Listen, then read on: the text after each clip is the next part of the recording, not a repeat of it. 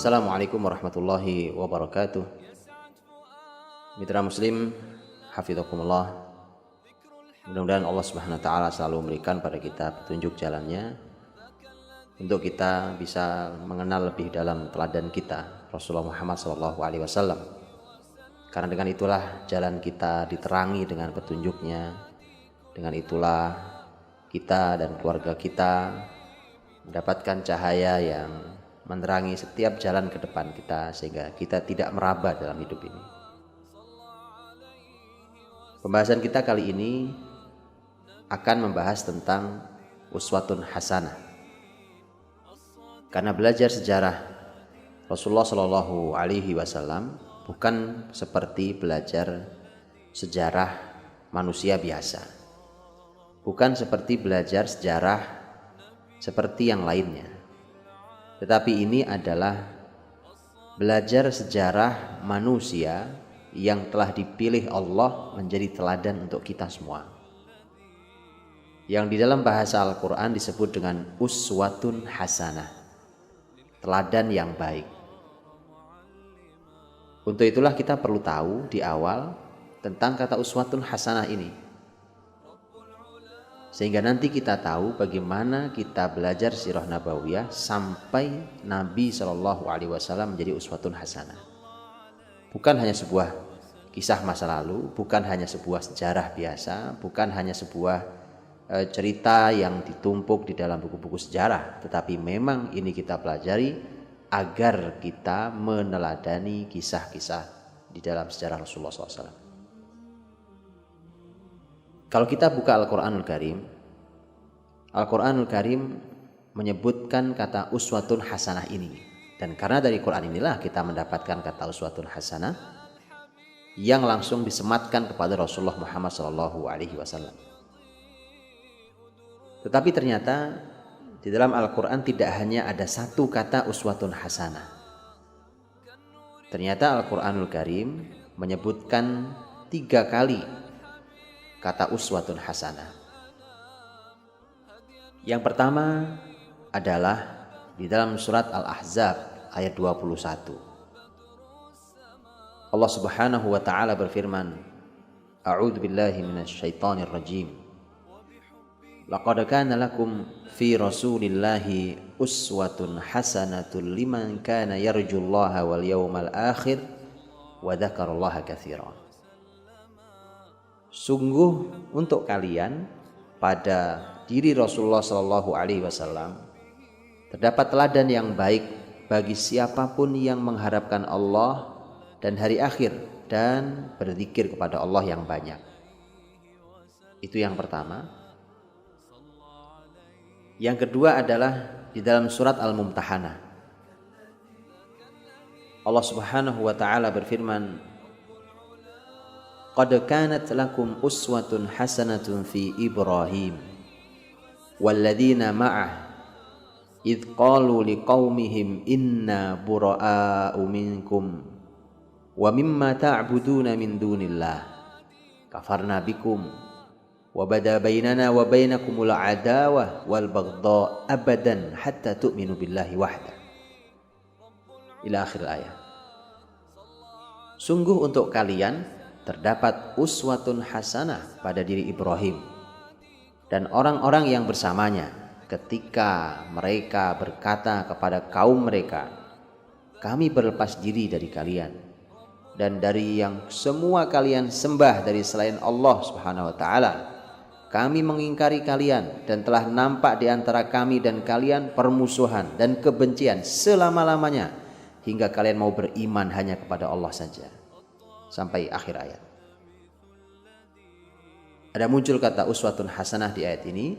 Ini adalah Al-Mumtahanah ayat yang keempat. Adapun kata uswatun hasanah yang ketiga masih di dalam surat Al-Mumtahanah pada ayat yang keenam. Laqad kana lakum fihim uswatun hasanatun liman kana yarjullaha wal yawmal akhir wa man yatawalla fa innallaha huwal ghaniyyul hamid.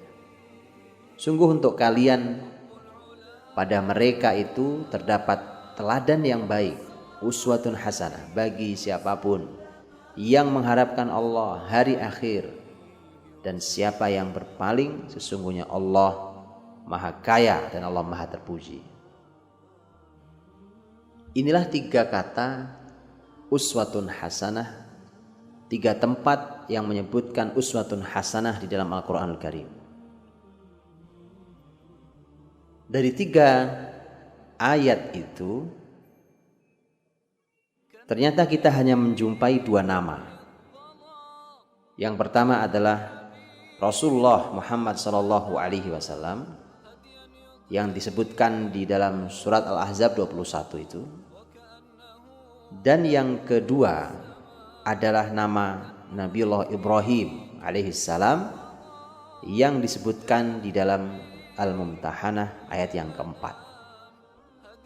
Adapun Al-Mumtahanah ayat yang keenam adalah merupakan kata uswatun hasanah yang lebih menjelaskan tentang ayat yang keempat dan tidak menyebut nama yang baru. Artinya ayat yang keenam menjelaskan tentang Ibrahim dan kaumnya. Untuk itulah kemudian tentang uswatun hasanah mengerucut pada 2 nama, yaitu Nabiullah Ibrahim alaihissalam, Abul Anbiya, Khalilur Rahman, dan Rasulullah Muhammad sallallahu alaihi wasallam, Imamul Anbiya wal Mursalin.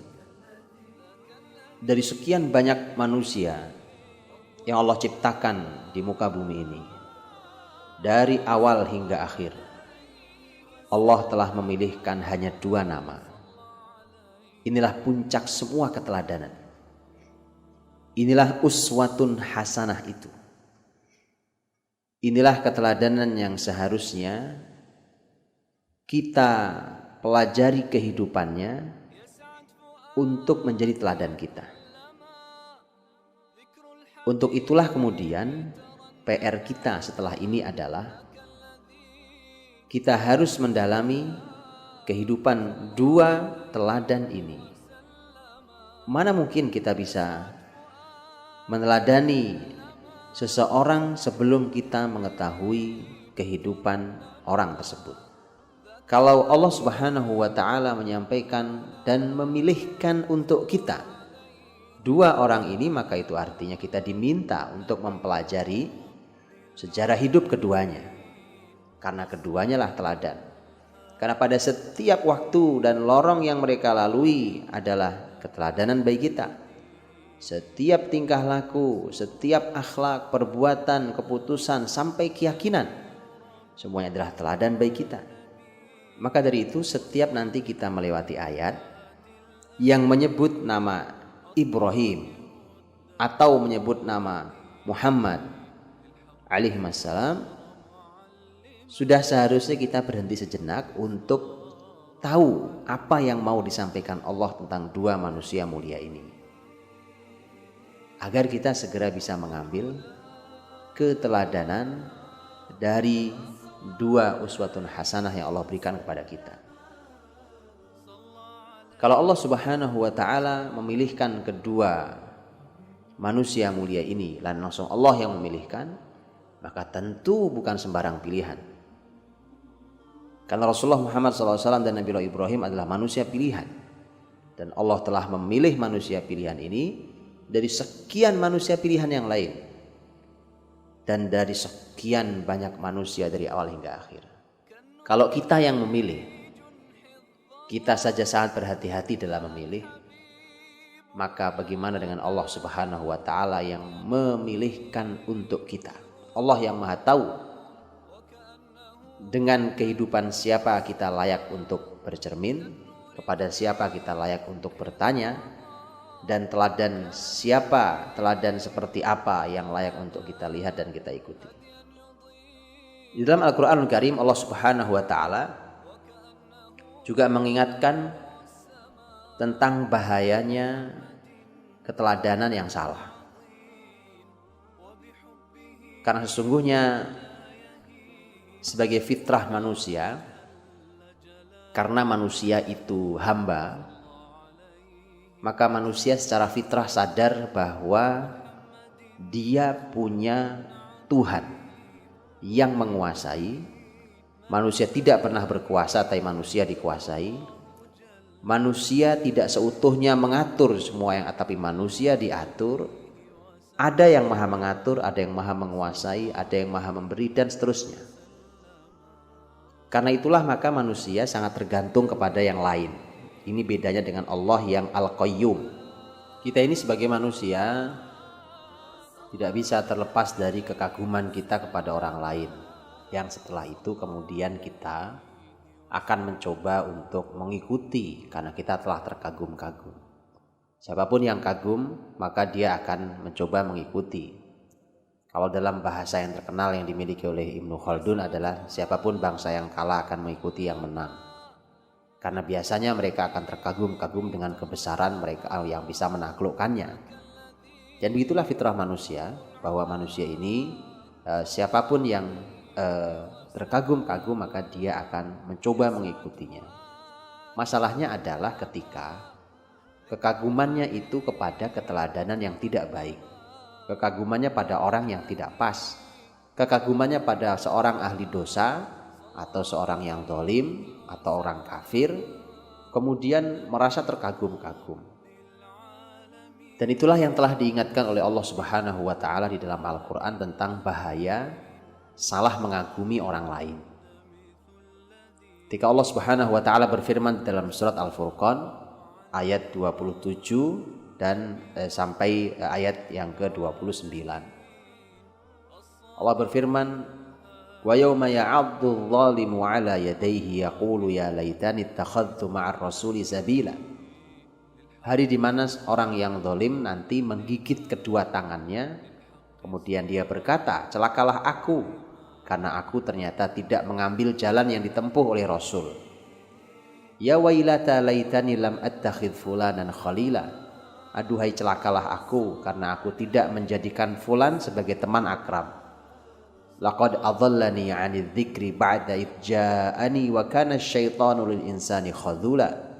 Dan sungguh ia telah menyesatkan aku dari zikir kepada Allah setelah ia datang kepadaku, dan sungguhnya setan itu menghinakan manusia. Dan efek buruknya adalah kata berikutnya, wa qala ar-rasulu ya rabbi inna qaumi ittakhadhu hadzal qur'ana mahjura. Dan Rasul berkata kepada Allah, ya Rabb, sesungguhnya kaumku meninggalkan Al-Qur'anul Karim ini. Ayat ini disampaikan menjadi sebuah peringatan besar bagi kita semuanya, bahwa nanti di hari akhir akan ada sebuah penyesalan yang sangat besar, di mana Allah menyebut ada dua kata. Yang pertama adalah kata zalim, dan yang kedua adalah kata menggigit kedua tangannya. Bahkan Quran tidak mengatakan menggigit jari, tapi menggigit kedua tangannya, bahkan bukan satu tangan. Penyesalan yang sangat luar biasa dari orang yang zalim. Seseorang bisa menjadi zalim di dunia dan ujungnya adalah menyesal di akhirat ketika dia melakukan dua kesalahan. Kesalahan pertama adalah dia tidak mengikuti jalannya Rasul. Sering berbeda dengan jalannya Rasulullah Muhammad SAW. Dan yang kedua adalah ketika dia salah berteman. Dia tahu sebenarnya seharusnya akrab dengan siapa, karena dia tahu siapa yang baik, tetapi di dunia dia memilih orang yang salah. Dua hal inilah yang menyebabkan nanti dia akan menyesal, yang membuat dia dulu di dunianya menjadi orang zalim, kemudian tersesat dari jalan Allah Subhanahu wa taala, berpaling dari zikir kepada Allah, dan ujungnya adalah meninggalkan Al-Qur'anul Karim. Tentu semua ini akan menghasilkan penyesalan-penyesalan yang sangat besar di hari akhir, yang penyesalan yang tidak mungkin kembali. Maka ayat ini mengingatkan kepada kita, berhati-hatilah mengagumi seseorang. Kalau kita dipilihkan oleh Allah untuk mengagumi Rasul dan mengikutinya, maka mari kita ikuti, kita kagumi, kita pelajari sebelumnya. Dan demikian juga Kita berteman akrab dengan siapa? Karena biasanya kita akan semisal mirip dengan siapa kita akrab. Disinilah kita diminta untuk sangat berhati-hati memilih teman, sangat berhati-hati mengagumi teman, mengagumi seseorang, dan kita diminta untuk mengikuti jalan uswatun hasanah kita, yaitu Rasulullah Muhammad SAW. Al-Quranul Karim juga mengingatkan kepada kita agar kita juga tidak terbiasa kagum pada orang kafir. Lihatlah bagaimana Allah SWT menyampaikan dalam surat Ali Imran ayat 196. Allah berfirman, La yaghurrannaka taqallubul ladina kafaru fil bilad mata'un qalil thumma ma'wahum jahannam wa bi'sal mihad. Ayat 196 dan 197. Jangan kalian tertipu oleh berbolak-baliknya orang kafir di negeri-negeri. Itu hanya kesenangan yang sedikit, kemudian tempat kembali mereka adalah jahanam, dan itu itu adalah seburuk-buruk tempat kembali. Kesenangan yang sedikit, mata'un qalil. Kemudian tempat kembali mereka adalah jahanam, dan itu adalah seburuk-buruk tempat kembali. Allah sudah ingatkan agar kita tidak usah terkagum-kagum, tertipu oleh berbolak-baliknya aktivitas segala macam yang kita lihat dari orang-orang kafir di berbagai negeri. Ayat ini sangat terasa di saat muslimin dalam posisi kalah seperti kita hari ini. Karena biasanya yang kalah akan terkagum-kagum pada yang menang. Dengan semua yang dilakukan oleh orang-orang kafir di muka bumi hari ini, mudah sekali kita terkagum-kagum dengan konsep mereka, dengan teori mereka, dengan penemuan mereka. Berhati-hatilah, Allah sudah ingatkan, jangan sampai kalian tertipu oleh semua tingkah pola orang-orang kafir di negeri-negeri. Karena kadang-kadang mengagumkan sekali. Allah sampaikan dalam surat Ibrahim ayat 46. Wa qad makaru makruhum wa indallahi makruhum wa in kana makruhum litazula minhul jibal.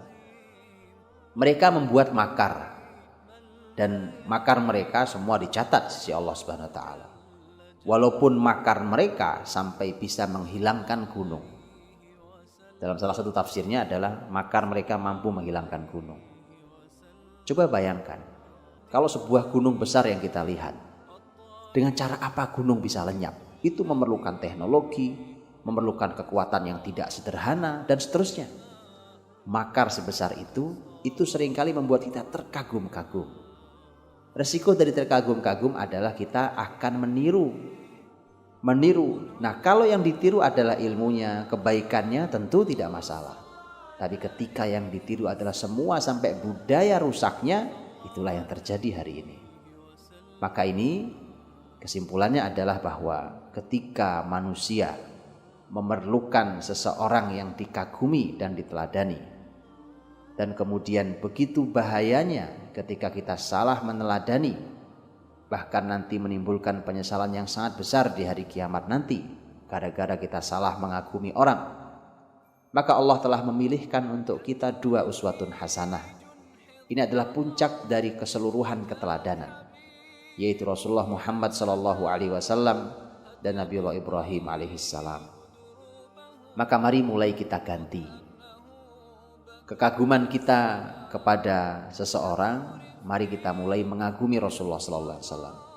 Kekaguman anak-anak kita pada seseorang, mari mulai kita ganti dengan kekaguman mereka pada Rasulullah SAW. Tentu itu semua tidak berganti selama kita belum pernah mengisi ruang-ruang kosong dalam kepala dan hati mereka dengan sirah nabawiyah. Untuk itulah mengapa kita belajar terus sirah nabawiyah, agar kita bisa mengisi kepala kita, otak kita, hati kita dengan sejarah Rasulullah SAW dan sejarah orang-orang mulia, agar kekaguman kita berpindah dari orang yang tidak jelas kepada orang mulia yang telah dipilihkan Allah untuk kita. Fa'tabiru ya ulil absar, maka ambillah pelajarannya wahai orang-orang yang mau berpikir. Assalamualaikum warahmatullahi wabarakatuh.